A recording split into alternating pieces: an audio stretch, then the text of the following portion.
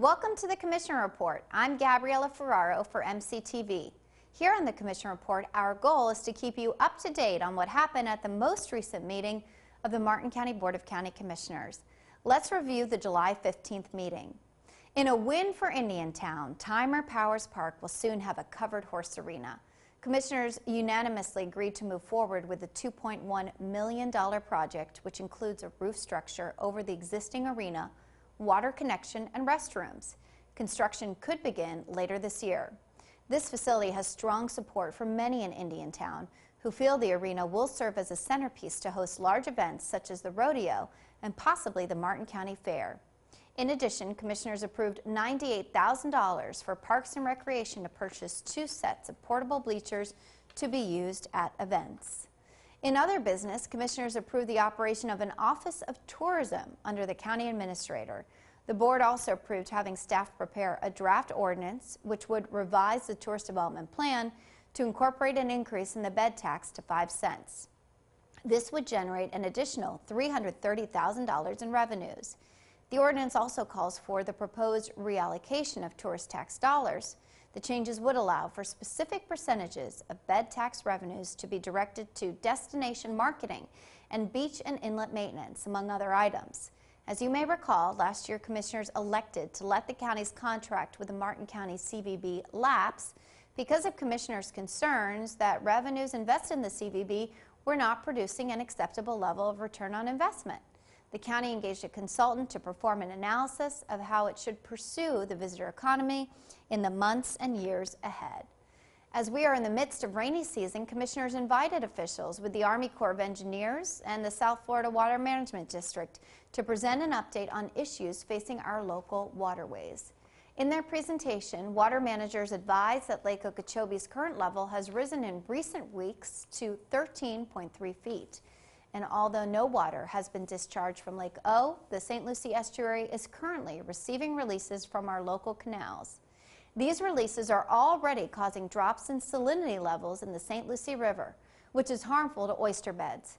Officials also provided updates on ongoing work at the C-44 Canal Reservoir and Stormwater Treatment Area, a huge project under construction east of Indiantown. Once complete, the C-44 will store and clean canal water before it enters the estuary. The C-44 is a component of the Indian River Lagoon South project, a federally authorized project that the Board of County Commissioners fully supports as it will improve local water quality. And commissioners approved an update to the 10-year transit development plan. The state requires this plan is updated every 5 years.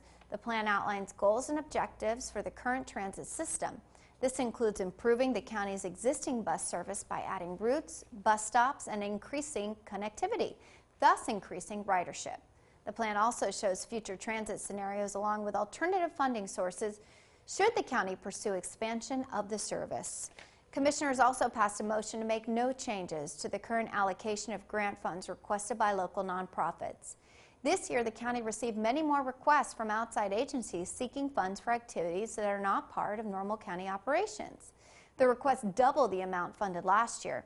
Staff had recommended that the board cut its funding to these organizations by 50%, but commissioners decided to flatline funding. The county does provide and will continue to provide funding to private agencies such as the Humane Society, New Horizons, and the Health Department for services that meet the needs of our community. And finally, commissioners received an update on Aero Medical Services in Martin County.